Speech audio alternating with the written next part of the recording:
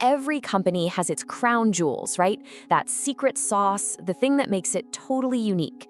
But what if I told you the biggest threat to those jewels isn't some master hacker in a dark room, but maybe the person you grab coffee with every morning? Today, we're going to dig into how you can guard your most valuable assets by turning what might be your biggest risk into your absolute greatest strength. So, what's the price tag for getting this wrong? Well, globally, the high-end estimate for intellectual property theft is get this, a staggering $600 billion a year. And that's not just some abstract number on a spreadsheet. We're talking about real lost revenue, innovation just stopped in its tracks, and competitive advantages totally vanishing into thin air. I mean, a number like that, it really forces you to ask a tough question, right? You probably think you've got all the locks on the doors, the firewalls are up, but are you really safe? Or is there a huge vulnerability that you might be completely overlooking? And hey, just so we're all on the same page, when we're talking about IP, we really do mean the crown jewels of your business. It's that secret sauce, those brilliant designs, the code nobody else has. It's the very thing that gives you your competitive edge, and it's exactly what's at stake here. All right, so let's get into the real meat of this. When most of us think about protecting these crown jewels, our minds immediately jump to, outside threats. But the real risk, the one we so often miss, well, it comes from a much, much more surprising place. We've all seen the movies, right? Sophisticated hackers, corporate spies, and trench coats. But the reality? It's usually way less dramatic. The hidden and honestly much more common threat is walking right down your own hallways. And here's the kicker. It's typically not even malicious. It's usually just simple, honest mistakes. Okay, and this is where it gets really interesting. Just look at this breakdown. A full 2/3, 66% of all insider incidents are caused by simple employee negligence. We're not talking about rogue employees selling secrets, though, yeah, that does happen.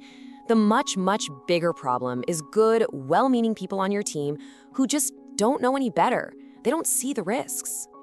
And these mistakes, they can look painfully familiar. I mean, think about the big MailChimp breach. That happened because an employee got tricked by a phishing email. Or something as simple and as human as an engineer leaving a prototype in a taxi by accident. Or a team just getting excited and talking about a new project a little too loudly at a cafe. Every single one of these little things is a potential disaster waiting to happen. Okay, so if your own people are the biggest risk, what's the answer? Well, this is where the story takes a really cool turn. Because the very same people who seem like the weakest link, they can be transformed. With one powerful tool, they can become your first and your absolute best line of defense. And that tool? It's training. There's this great quote from an IP law expert that just nails it. They said you can have all the firewalls, all the patents in the world, but a single human error can undo it all. When it comes down to it, the battle for your IP is won or lost by your people, period. And this right here, this is the core idea. Good training doesn't just stop people from making mistakes. It completely changes the whole game.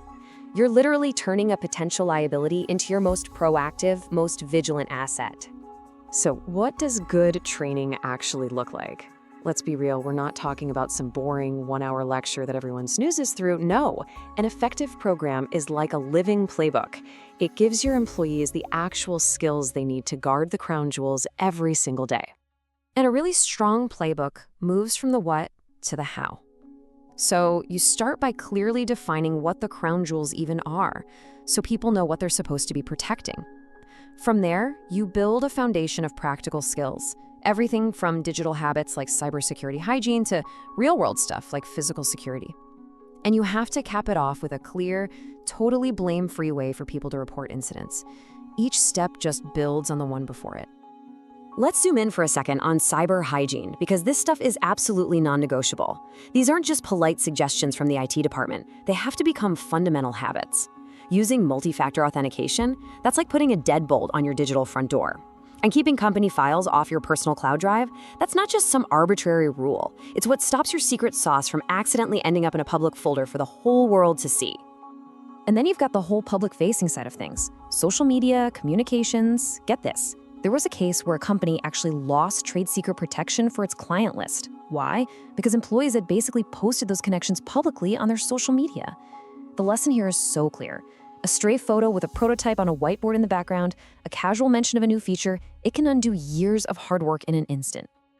But look, here's the really crucial point. A training program, no matter how amazing it is just the start. It's the beginning. The ultimate goal, the end game, is to move beyond a few lessons here and there and to build something way more powerful, a company-wide culture of security. And here's the difference, right? Training gives you the rule book, but a strong culture, that makes protection an instinct. It's what transforms security from this checklist of things you have to remember into just how we do things around here. So how do you actually build that? Well, it absolutely has to start at the top. Your leaders have to live and breathe this stuff. From there, you weave security into the daily workflows so it just becomes second nature. And maybe most importantly, you have to create an environment where people feel safe, not scared to report a mistake, and where they're even rewarded for spotting risks. That is how you build a human firewall. And when you do that, the payoff is just huge. Your employees, they stop being just passive rule followers. They become proactive stewards of your innovation. They guard the crown jewels not because some rule book says they have to, but because they genuinely feel a sense of ownership in the company's success. So let's just end with this one question for you to think about. We all say it, right? Our people are our greatest asset. But the real question is, have you given them the training? Have you built the culture they need to also be your best defense?